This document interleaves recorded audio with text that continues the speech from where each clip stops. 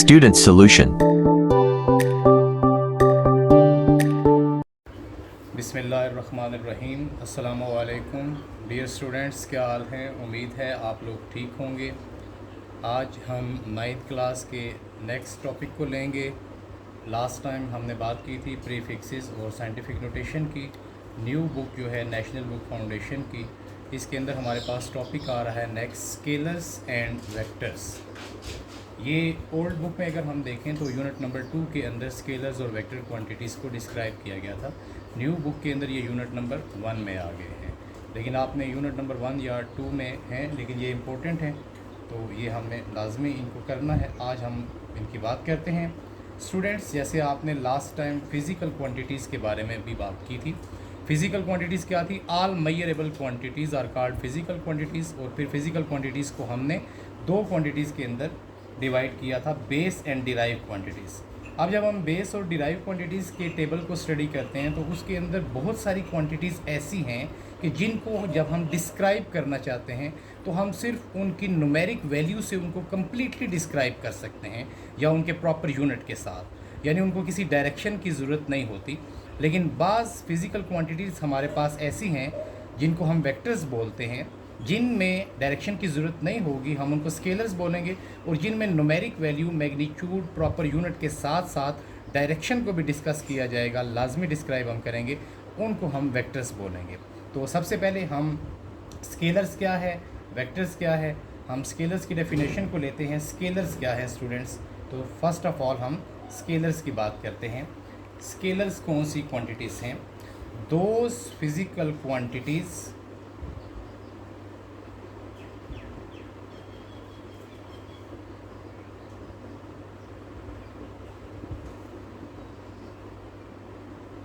which are completely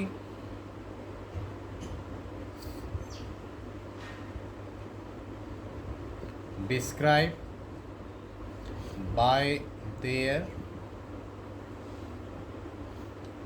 magnitude. Magnitude को हम बात करेंगे, यानी कि न्यूमेरिक वैल्यू को हम कहते हैं, या नंबर को सिंपल आप कह सकते हैं, number. Those physical quantities which are completely described by their magnitude या number with proper unit are called scalars। हम उनको क्या बोलते हैं? स्केलर्स।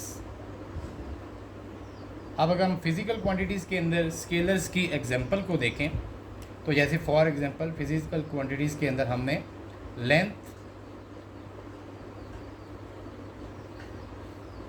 Mess and time. अब लेंथ को जब हम बात करते हैं तो लेंथ का जैसे सिंपल यूनिट मीटर है, यानी कि 2 मीटर, 5 मीटर, 7 मीटर। यानी आप अगर लेंथ मेरा चाहते हैं मीटर में 5 मीटर, या फॉर एग्जांपल 5 सेंटीमीटर, या 50 किलोमीटर। तो आप देखें, जब हम लेंथ को डिस्क्राइब करेंगे तो इसके लिए हम सिर्फ इसकी न्यूमेरिक वैल्यू को डिस्क्राइब कर रहे हैं, ओनली नंबर को हम सिर्फ डिस्कस कर रहे हैं। इसके अंदर हमें कोई डायरेक्शन वगैरह बताने की ज़रूरत नहीं है। सेकेंडली, इसी तरह से जैसे हमने सेकेंड एग्जांपल ली है मैथ्स की, और मैथ्स के अंदर भी स्टूडेंट्स अगर देखें तो मैथ्स का जो प्रॉपर यूनिट हमने लिया था दैट वाज किलोग्राम। तो अब देखें, अगर हम मैथ्स लेते हैं फॉर एग्जांपल 5 kg, 10 kg, या अगर हम इसके सब मल्टीप्लायर ले लें, जैसे ग्राम में, ये किलोग्राम में है 100 ग्राम, तो यहाँ पे भी आप देखें कि सिर्फ हम न्यूमेरिक वैल्यू को डिस्कस कर रहे हैं और उसके साथ प्रॉपर यूनिट को डिस्कस कर रहे हैं।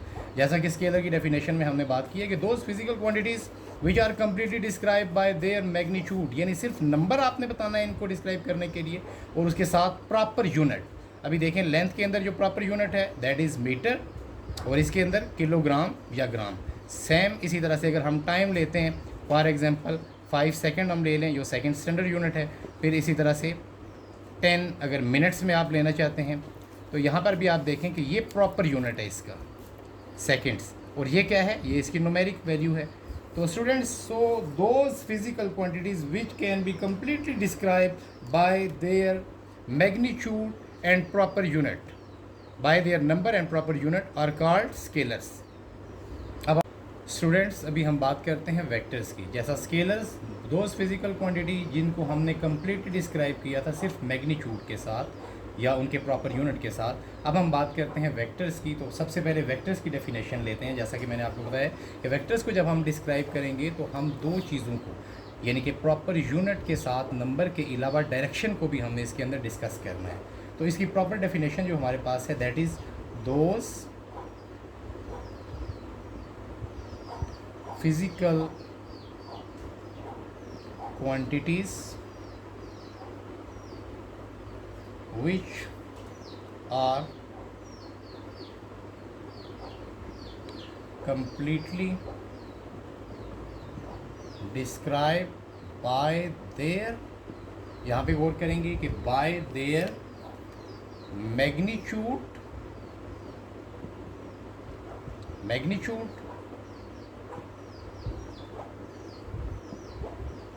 डायरेक्शन एंड डायरेक्शन, यहाँ पे कर लेते हैं magnitude and direction with proper unit. तो यहाँ पे आपको डिफरेंस अगर हमें कहा जाए कि what is the main difference between scalars and vectors, तो हम कह सकते हैं कि स्केलर्स के अंदर जो हमने बात की थी वो सिर्फ न्यूमेरिक वैल्यूज़ की थी और प्रॉपर यूनिट की। वेक्टर्स के अंदर हमारे पास जो एक्स्ट्रा एक चीज़ है जो स्केलर्स के अंदर नहीं है, वो है डायरेक्शन। अब जैसे कि मैंने आपको बताया कि हम स्केलर्स और वेक्टर्स को फिज़िकल क्वांटिटीज़ के अंदर से ही लेते हैं। जैसे लास्ट टाइम हमने लेंथ, मैथ और टाइम लिए थे, अब हम इसके अंदर वेक्टर्स की एग्जांपल में हम बात करेंगे। जैसे फॉर एग्जांपल हमारे पास फोर्स, डिस्प्लेसमेंट, एक्सेलरेशन, इसी तरह से और भी बहुत सारी एग्जांपल है हमारे पास यहाँ पे हम, ताकि वीडियो ज़्यादा लंबी ना हो और बात आपको समझ आ जाए। जस्ट हम बात करते हैं पहले फोर्स की। तो जैसे according to the definition of force, कि जब हम फोर्स को अप्लाई करते हैं किसी बॉडी के अंदर, तो फोर्स की डायरेक्शन में वो बॉडी मूव करती है। जैसे W is equal to FD।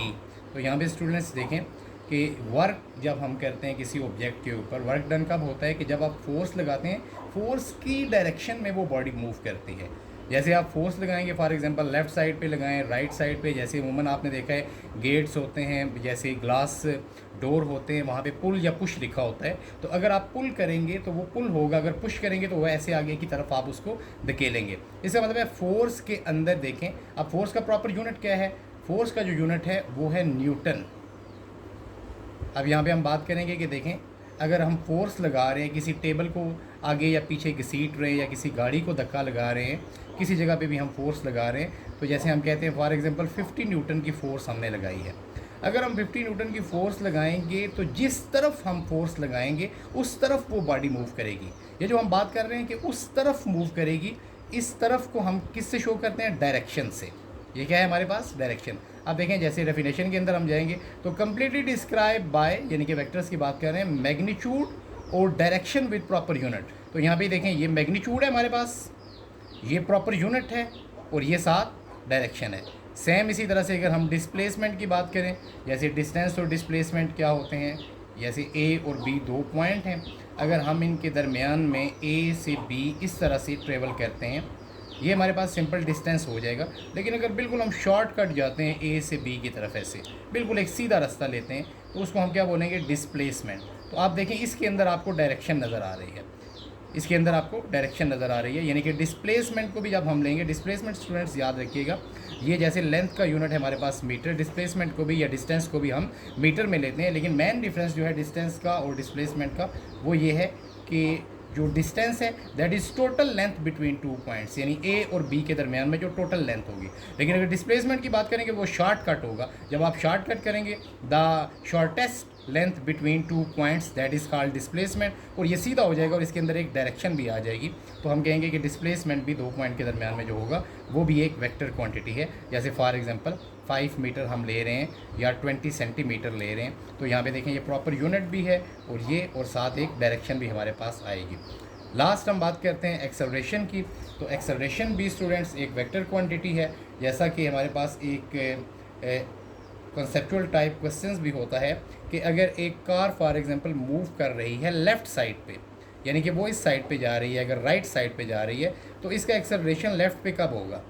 अगर वो पहले से राइट साइड पे जा रही है लेफ़्ट पे, अगर आप ब्रेक अप्लाई करेंगे तो उसका एक्सेलरेशन इसके ऑपोजिट साइड पे हो जाएगा। तो बेसिकली एक्सेलरेशन क्या है according to definition, the rate of change of velocity is called acceleration. The rate of change of velocity, ये rate of change of velocity है हमारे पास, यहाँ पे टी ले लें या डेल टी भी आप ले सकते हैं। तो एक्सेलरेशन के अंदर भी हम बात करते हैं तो ये देखें हमारे पास एक प्रॉपर यूनिट भी आता है, जैसे फॉर एग्जांपल जैसे इसके लिए हम ले लेंगे वेलोसिटी के लिए मीटर पर सेकंड, और ये टाइम है divide by second, that is meter per second square बन जाएगा। और एक्सेलरेशन अगर हम न्यूमेरिक वैल्यू में लेंगे, जैसे for example rate of change of velocity हो रहा है 5 मीटर पर सेकंड स्क्वायर, तो यहाँ पे किस डायरेक्शन की तरफ हो रहा है, आइदर लेफ्ट साइड पे हो रहा है, राइट पे हो रहा है। जैसे हम एक कार को मूव करवा रहे हैं राइट साइड पे, अगर हम ब्रेक लगाएंगे तो वो एक्सेलरेशन इसकी ऑपोजिट लेफ्ट साइड पे आ जाएगा। अगर वो लेफ्ट पे मूव कर रही है तो हम एक्सेलरेशन अगर करेंगे तो वो राइट पे आ जाएगा। तो यहाँ पे हम देखते हैं कि एक्सेलरेशन के अंदर भी हमें न्यूमेरिक वैल्यू नज़र आती है, प्रॉपर यूनिट नज़र आता है और एक ख़ास डायरेक्शन नज़र आती है। उम्मीद है आपको स्केलर्स और वेक्टर के बारे में ये समझ आई होगी बात, और इंशाल्लाह नेक्स्ट वीडियो में हम बात करेंगे कि how can we represent vectors. Thanks for watching.